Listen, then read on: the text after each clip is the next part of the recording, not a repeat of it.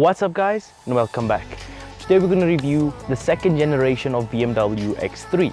But now this one is no ordinary lame boring X3. This is the top of the range. This is the big mama, the BMW X3 35i.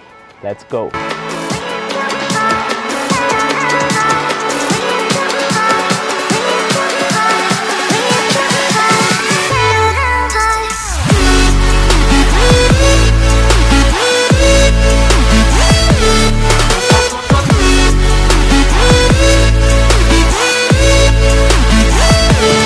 The engine in the BMW X3 35i is quite a common engine. It's been in production for quite some time now, and it's been put in many different variants of BMW cars. It's the 3-litre inline-6 with a nice twin-scroll turbocharger. Now this engine is a very good engine, performs really well, it's good and reliable, which is why it's been in so many cars.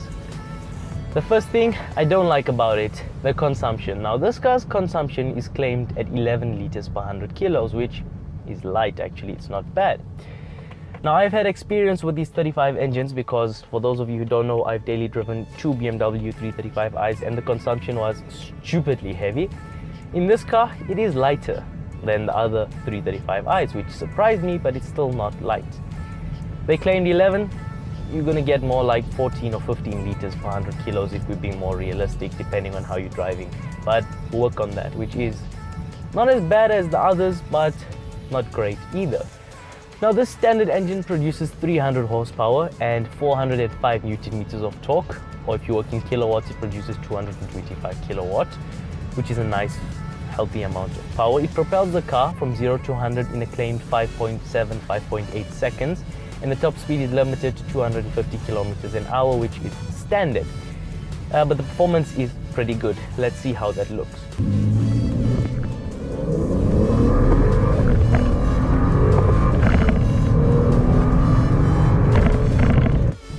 Now this engine doesn't sound too bad. It sounds pretty good actually. But on the video, as you'll hear right now, it actually sounds better on the video than in real life. Have a bit of a listen.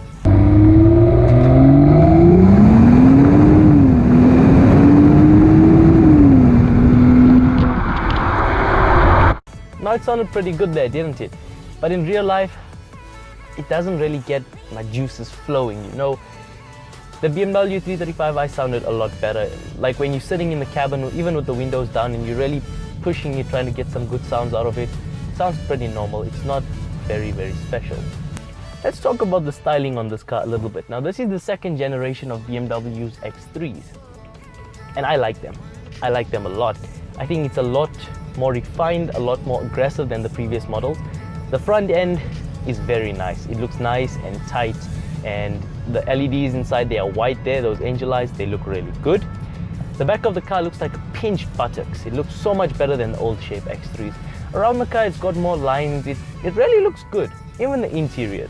The interiors are pretty much standard BMW. They haven't really changed anything, but you know what? It looks good, it works, it's easy to use, it's well put together. Good job, BMW. It is boring, but good job nonetheless. The rear space in the BMW X3, the rear seating space should I say, it's very good actually.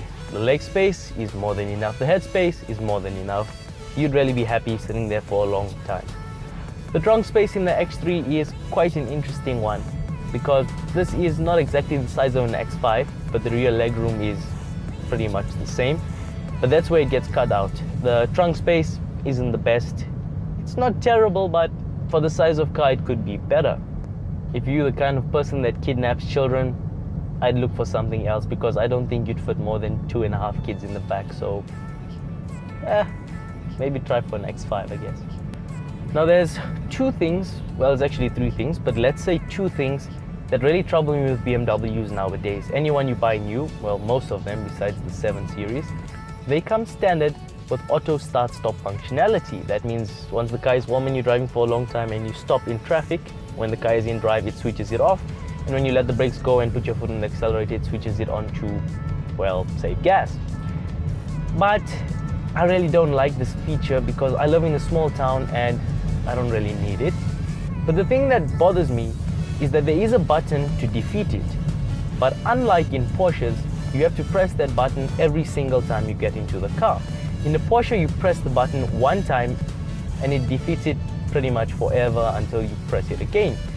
But the BMWs, once you stop the car, off it, come back in, start it up again, that feature, well, it switches off, so the auto start-stop is put into play again. The next thing I think is quite stupid on these new BMWs is they all come standard again with keyless go. Not keyless entry, they come standard with keyless start and go.